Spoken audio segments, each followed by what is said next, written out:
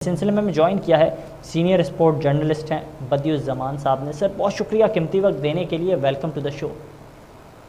शुक्रिया ताबिश भाई, कहते हैं आपसे। सर इसी हवाले से बदी साहब बात कर रहे थे कि अब तो चैलेंज कर दिया है अब्दुल रऊफ़ साहब ने, और उन्होंने कहा है कि जो है आ जाएँ एक डिबेट कर लेते हैं, और अगर मैं ये डिबेट में बेहतर अंदाज से अपना जो है तमाम तर सवालात पेश नहीं कर सका तो इसके बाद मैं जो है तनकीद बराए इस्लाह जो मैं कर रहा हूँ वो मैं नहीं करूँगा, मैं मज़ीद नहीं लिखूँगा।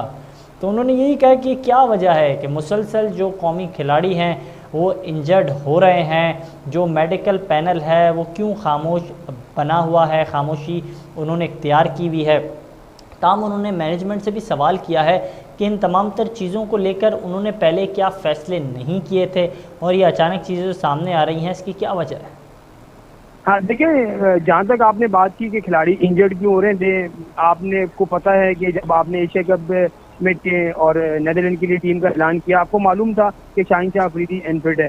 फिर आपने उसको दोनों एक सीरीज के लिए फिर एशिया कप के लिए क्यों टीम में शामिल किया, उसकी जगह आप एक खिलाड़ी और रख सकते थे। और वहीं पाकिस्तान में अगर आपके पास हाई परफॉर्मेंस सेंटर में ऐसी सहूलियात नहीं है तो आपको उसको या तो ऑस्ट्रेलिया भेजते थे या इंग्लैंड भेजते थे, तो वहाँ अब तक वो रिहैब भी मुकम्मल कर चुका होता। आपने 4 से 5 हफ्ते जो है वो नेदरलैंड में और दुबई में उसको साथ रखकर गवा दिए, जिसकी वजह से अब उसको ज्यादा प्रॉब्लम है। अब वो गया है वहाँ, डॉक्टर को ने उसके साथ जो है वो काम करना शुरू किया है।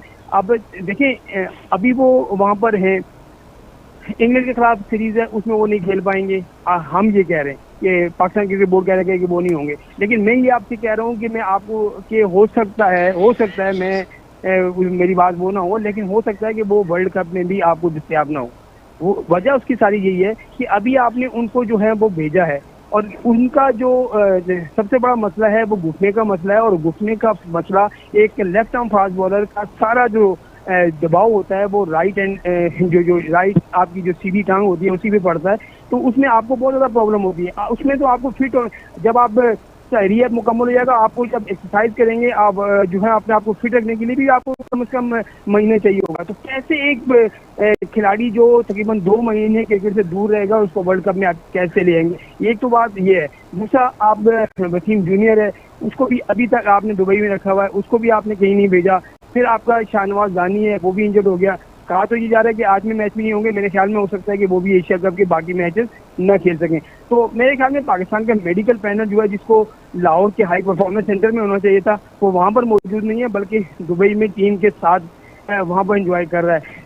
बॉलिंग कोच हैं शॉन टाइप, वो भी वहाँ पर मौजूद है। उसके साथ उन्होंने जो हाई परफॉर्मेंस के बॉलर थे, बॉलिंग कोच थे उमर रशीद, उनको भी उन्होंने वहाँ बुला लिया है। तो भाई काम खिलाड़ियों के साथ कौन करेगा? आपने हाई परफॉर्मेंस सेंटर इसीलिए बनाया था कि खिलाड़ियों को वहाँ पर जो सहूलियात दी जाए, खिलाड़ियों पर काम किया जाए, खिलाड़ियों की फिटनेस पर काम किया जाए। ऐसा कुछ भी नहीं है।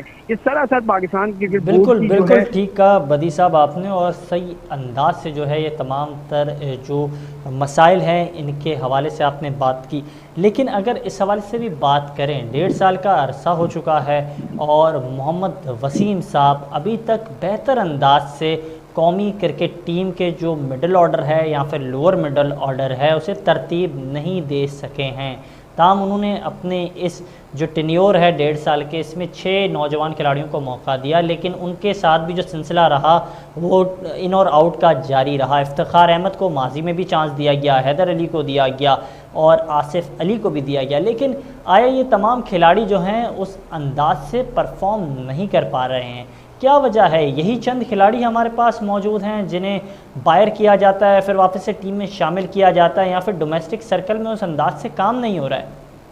देखिए ताबिश भाई, जब भी आप सिलेक्शन करेंगे लैपटॉप पर तो यही होगा, क्योंकि जब आप लैपटॉप खोलते हैं तो आपके सामने 27-28 नाम ही होते हैं। उन्हीं 27-28 में से कोई अनफिट है तो उसको आप बाहर कर देते हैं, जो फिट है उसको आप टीम के अंदर कर देते हैं। तो ये लैपटॉप वाली जो सिलेक्शन है इसको बंद करना पड़ेगा आपको। डोमेस्टिक, आपकी भी इस वक्त नेशनल T20 हो रहा है, मुझे बताएं कौन सा बोर्ड का जिम्मेदार है, कोच है या ऐसा बड़ा है जो इस वक्त रावलपिंडी के स्टेडियम में बैठा हुआ खिलाड़ियों की परफॉर्मेंस को देख रहा है? कोई नहीं होगा।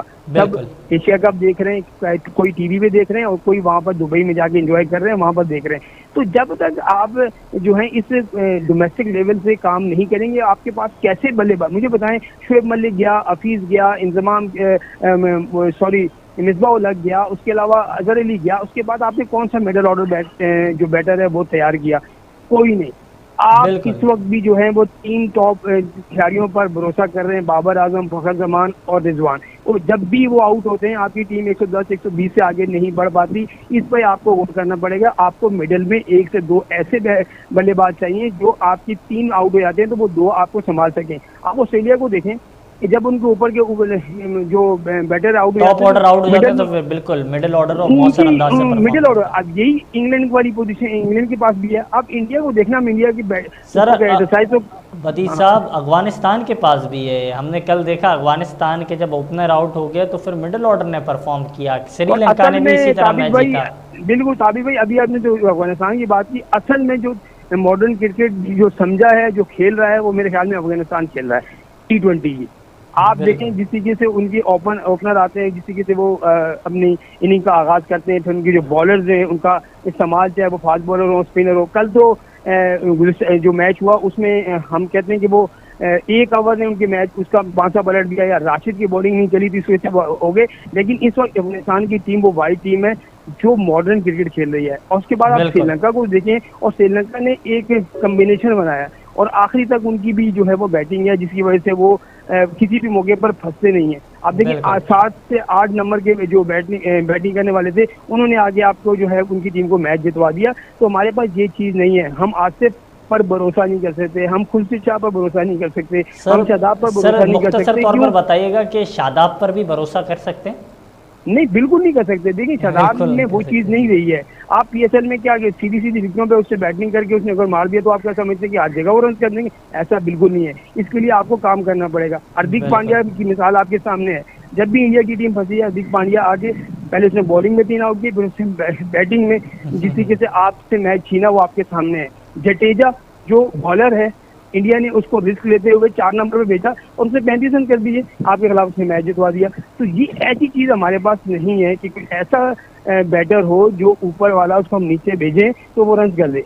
अब हमने बिल्कुल 3 रट ठीक कहा लगाई हुई आपने है, बदी बाबर साहब, आजम, और रिजवान, आपने एक अहम नुक्ता उठाया है कि जिस तरह हार्दिक पांड्या ने मैच जिताया और उसने बताया कि वो कितना बेहतरीन खिलाड़ी है, के हवाले से साबिक कप्तान और स्विंग के सुल्तान वसीम अकरम की जानिब से भी एक बयान सामने आया था और उन्होंने भी कहा कि जिस अंदाज से हार्दिक पांड्या परफॉर्म करते हैं, मुझे ऐसा लगता है कि मेरा जो माजी रहा है, जिस अंदाज से मैंने परफॉर्म किया है, उसी तरह की चीज़ों को उन्होंने एक बार फिर से फ्लैशबैक करके मेरे सामने लाया है। बदी साहब बहुत शुक्रिया कीमती वक्त देने के लिए।